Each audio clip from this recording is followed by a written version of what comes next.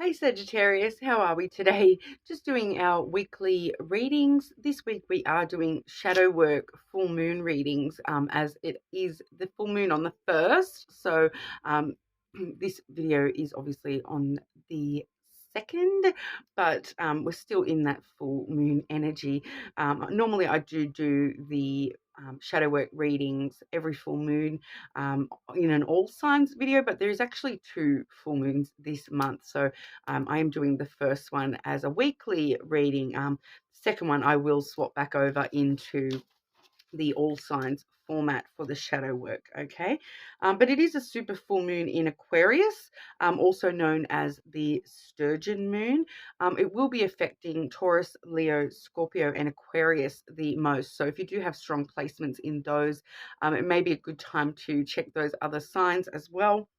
Now, it is a super full moon as well. So that means it is a lot closer to the earth.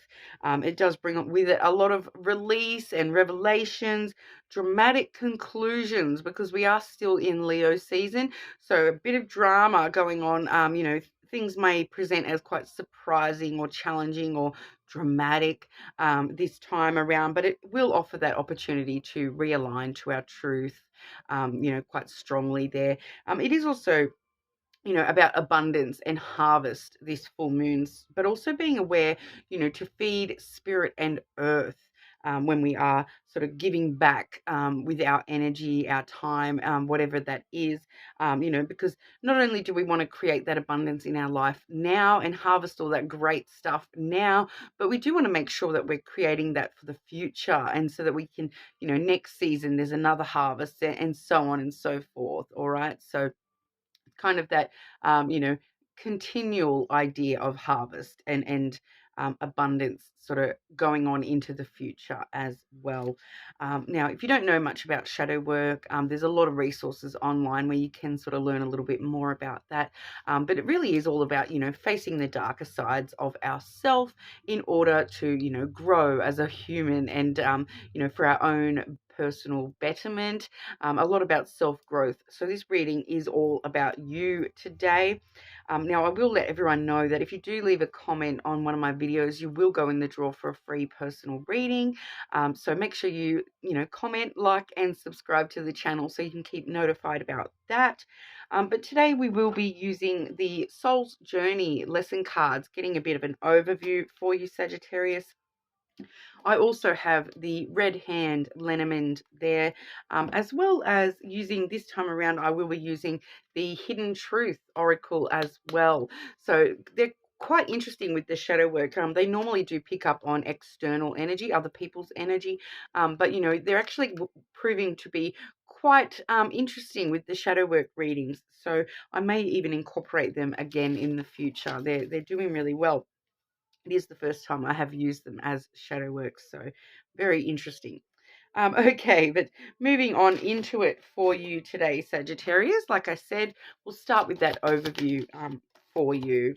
All right, Sagittarius. What does Sagittarius need to know for their shadow work, please?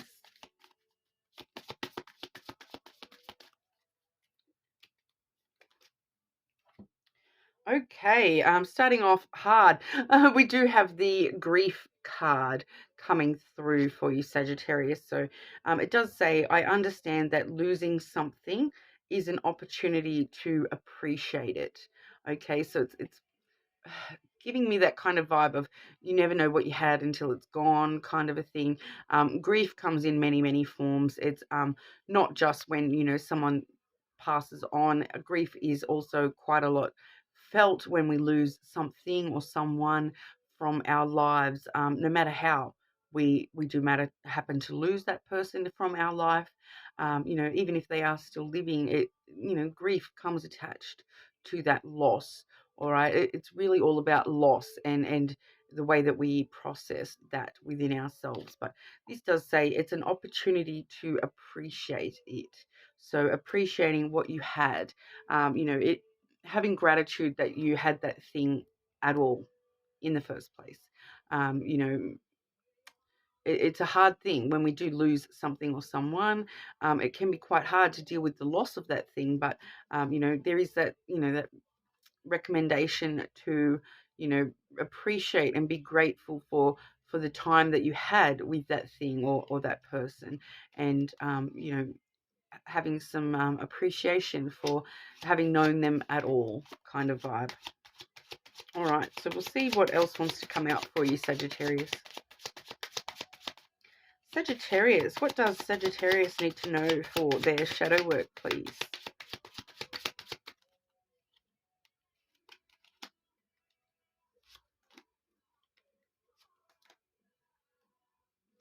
Okay, so yeah, once again, seeing that grief coming through a little bit here.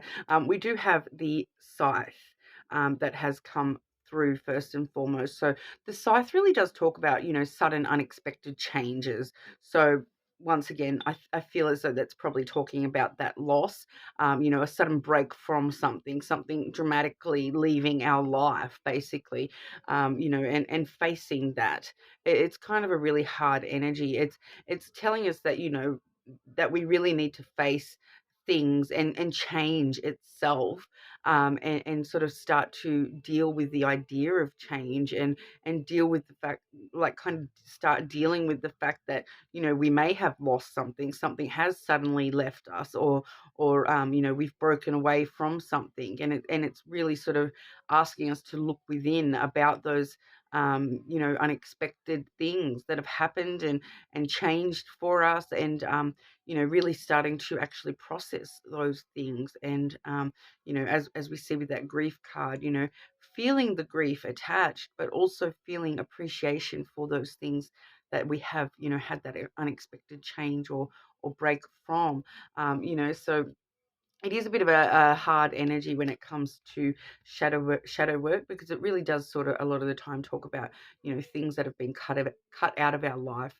unexpectedly, suddenly. So, when things happen so quickly, it's really hard to process those things. So it is just kind of letting us know that, it's okay to take some time to process those things when things do happen unexpectedly. You're not prepared at all. There's no preparation. If something comes out of the blue, there's no preparation. So you kind of need to, take the time to actually face that grief, and deal with that and process that loss. All right. So quite a hard energy there with that scythe. I feel as though it's, rather than asking you to do any particular shadow work, it's kind of just letting you know to take some time to deal just in general, and to process grief and loss, and and those feelings, those that are attached to all that. It's never easy, so it's kind of just asking you to just take some time to heal at this time. You know, and the other side of that too is that, if something can suddenly change so quickly, like in the blink of an eye, something has changed and left your life, in the blink of an eye, some new energy can come and replace that. Sometimes there's no such thing as a replacement, but, energy is energy. So, when something does leave our life, it's kind of like that, when God closes a door, he opens a window, sort of a vibe. So, that door is now closed for whatever that is, but, it's kind of trying to find that energy, and where that window is now open, what it's made room for in your life, in your energy, in your heart.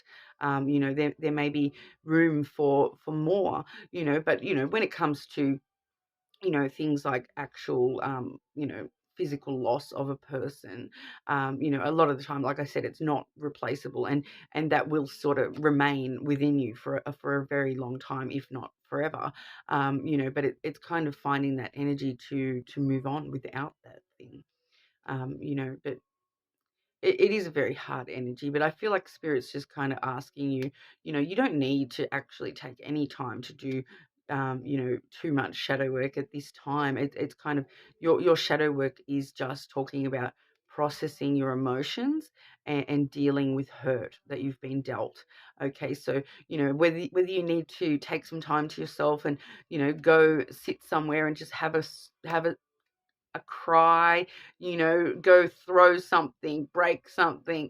I know here in my local city, they've started doing this thing where you can actually go pay for an hour at this place, and you can they just give you these axes, and you can just throw axes and, like, get that anger out, because there's a lot of emotions that come along with grief, and sometimes anger and rage is definitely one of them. Not everyone deals by just, sitting in the corner crying, which, obviously crying is a really big release, of a lot of sadness and grief, but, not everyone can deal in that manner. So, things like that, sometimes, you go somewhere, safe for you to do things like, um and smash a plate or something like that. I know that, like I said, there's places you can actually go to do those sorts of things. Like, they have smash rooms where you can go and just smash stuff, and they have these axe places where you can just go and throw axes at a target. Jokingly, I said to a friend the other day, I wonder if they'll let you, like, print out pictures to stick to the targets, so you can just, like, throw some axes at some people or some feelings, or you can even just write words, and get a dartboard or something like that, and write your feelings on the dartboard, and then you know pin them. So just get it out of your system a little bit. Start to process those emotions and deal with those emotions. All right. um and a lot of the time, guilt too is a big one that comes through with grief. Like, guilt that, you could have done something differently, and things like that as well. So it's really just asking you to process that sort of stuff at the moment, and process your emotions at the moment. But we also do have the child energy. All right. So when we see the child energy with shadow work, it's asking it's asking us, there's two things that come out with the child card. The first of which is immaturity. All right, so there's something in your life that, and it very possibly could be these emotions that you're being asked to face, is that you are not processing things in a mature manner, that it's asking us to look at things within ourselves that are immature type behaviors. So for some of you, it may be, something coming through, but I'm feeling for majority of you Sagittarius that we are looking at the other side of the child card energy when it comes to shadow work, which is your inner child. All right, and healing childhood traumas and things that you maybe haven't dealt with, that happened in your past.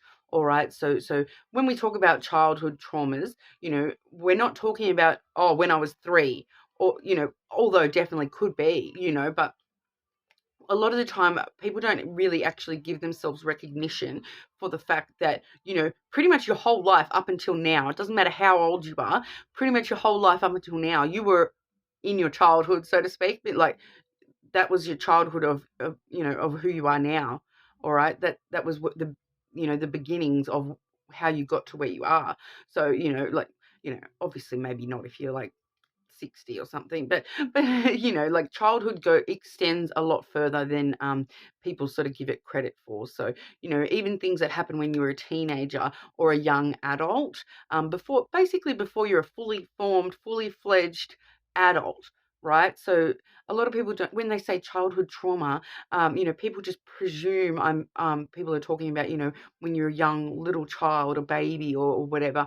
But no, things that happen during any of your formative years. Okay, and so, our brain's not fully formed until we're, in our 20s, depending on whether you're it's individual as well. So, I know, there's a difference between a masculine and a feminine brain. They do form at different rates, and things like that as well. So, that immaturity follows through a bit more into your 20s than people realize. But, all those things that happen in those formative years, where you really are setting yourself up for the adult that you're going to be, those are childhood traumas. Okay, so it doesn't matter if it was something that happened when you were 15. That is a childhood trauma. All right, you were technically still a child. Okay, like, we're still children at that age anyway. Okay, so even though, you were, adept, and you were able to sort of walk around and do things by yourself and independently, and whatnot, you were still a child. Okay, even as a teenager, we're still children. All right, so give yourself a bit of credit for that. I just wanted to mention that because I do feel like for a lot of you that may be the case as well, that it wasn't actual childhood. It was something that happened, when you're in your teens, that may actually be impacting your current life, and it may actually make you, react in immature fashions to certain things because, that's how you were sort of raised. That's the it's kind of this weird thing where, when you're raised in a certain way, when you've been raised with things, traumatic experiences, they then become sort of the norm, and so it's hard for us to break away from those patterns that we responded to those traumas in the past. It's a big thing, all right. So it's if that's something that you feel resonates for you, maybe look into some trauma related things, and how to deal with trauma specifically and those sorts of things. But it's asking us to sort of look back and deal with those things, to sort of start facing and accepting. Look, I accept that this happened. I have a lot of grief. Get that emotion out. But to use that to power you to be like, well, this happened when I was young. I'm not going to allow that to affect me from here on out. All right. So anything that happens in your past, good or bad, it's all about how you use it from now. All right. Because the past is the past. Good or bad, it happened. All right.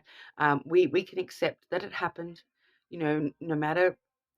Like me personally, I've been through a lot of traumatic experiences in my life, and that's a hard thing to accept sometimes, that happened. But it's how you utilize that, and the things that you've learned from those experiences, good and bad. Once again, good and bad. The behaviors that you've taken on board from, reacting in a certain way to those things, and really focusing on how you're going to actually step forward from here. That's the past. How do I use these things, how do I use that knowledge to step forward in positive ways, and, take some of those negative behaviors away? And how do I change those negative behaviors I've learned from childhood, and change them into, the person that I want to be, and the person that is best for me to be, because at the end of the day, like, it doesn't serve you yourself to continue negative behaviors. It actually serves you better to, learn and grow and change, to try to do better and have better for yourself in the future. All right. So I won't really go back into that anymore because it is something, it's going to be very traumatic for a couple of you. But with that grief card too, there's a lot attached to all of that stuff. These big changes in the past, unexpected things that have left your life, possible childhood issues coming through. But we also are seeing the chain coming through as well. So, these things are holding you down, they're holding you back. You're putting limits on yourself from these issues. All right. You're allowing them to chain you down. When we do see the chains, a lot of the time it's actually the chains that we bind ourselves with. It's not necessarily other people that's, chaining us up in these big, strong metal ropes. A lot of the time it's actually ourselves putting, binding ourselves to these past experiences, and saying to ourselves, I can't do better because of this and this and this. But you can always do better. Like, you can always break those chains and, move on stronger, because, if you've survived and you're here watching, you're already breaking those chains just by being here. All right. It's a huge thing. Um, but with the chains, a lot of the time it is your own limitations that you're putting on yourself. So it's really about, what can you do to break the chains on yourself? What can you do to break any limitations that you have on yourself? All right. Leo did get this card too.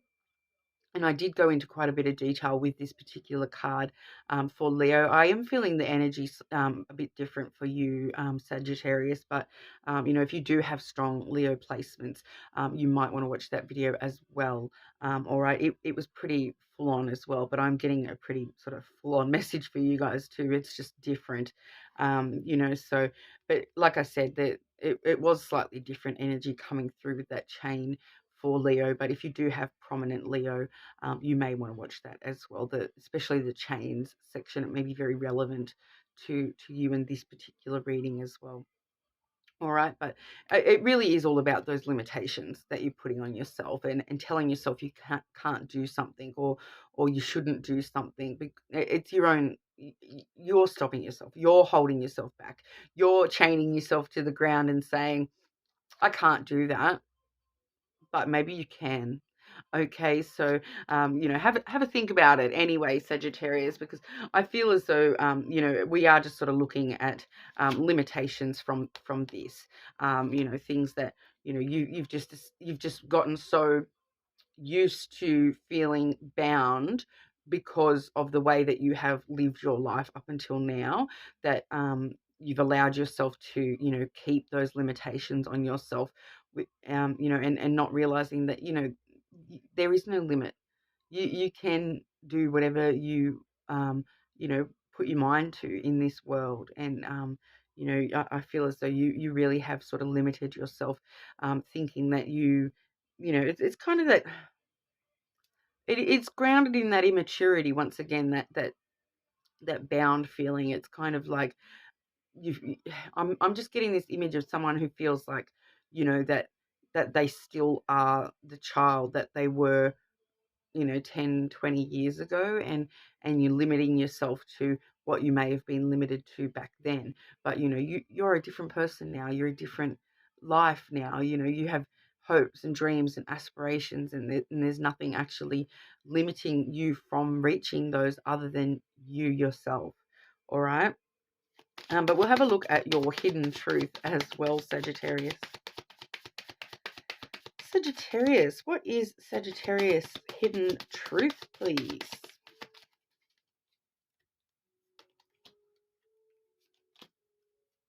Yeah. Straight away. It's time for me to heal now.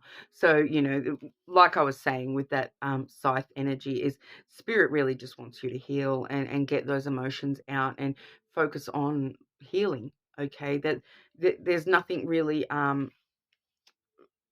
like I have mentioned a few other things that, could be shadow work type things, but, at the main gist of your reading today is that it's time for you to heal and just focus on healing. And that is fine, that you don't really need to force yourself to, break those chains too much, just be aware that they're there. Acceptance is the first step. Okay. You don't have to, go ahead and change your whole life or anything like that. It's really just a time for you to, really focus on looking after yourself at the moment, Sagittarius. Um, we also have, I wish I could take back my words. All right. So with that energy, that's looking back at the past. All right. So we are looking back at the past, especially when, we're kind of being told to look back at the past with that child card.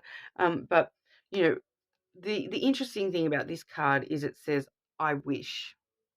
All right. So, there's no point wishing for things in the past because you don't have a time machine unless you're holding out on me, Sagittarius. Like, let me into that time machine, guys.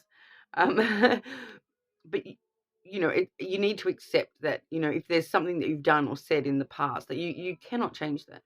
You can't change the past. You can't take back your words. You can't take back your actions. You also can't take back somebody else's words or actions. It happened. I'm sorry, it might be hard to hear, but it happened. It was said, it happened, whatever. That's the past. All we can do is use that to spur us into the future. Refuse those limitations from the past that are telling you to focus on, oh, I wanted the past, oh, the past, the past. The more you're focusing on the past in a negative light of thinking, oh, if only I could change this and this and this. You can't change those things. I'm sorry to say, but we can't change those things. What we can change is how we use those things and use that knowledge to, not make the same mistakes again, not limit ourselves to those same things again, and to focus on, instead of I wish something to do with the past, I wish for the future. Focus on the future. How can I bring this energy into the future? Stop worrying about the past. Process that. Process that, accept that, heal from that, and then, start focusing on the wishes that you have for the future. All right. So that's what I have for you today, Sagittarius. So sorry if it's a bit confronting. But like I said, the shadow work can be quite confronting sometimes. But you guys, I just, I want to reiterate once again, it's time for you to heal. So just focus on healing, guys, and no pressure to actually face any demons or anything like that. Just focus on healing and looking after yourself at this time. All right, Sagittarius. Um, that's what I have for you guys, but hopefully I'll see you all again soon.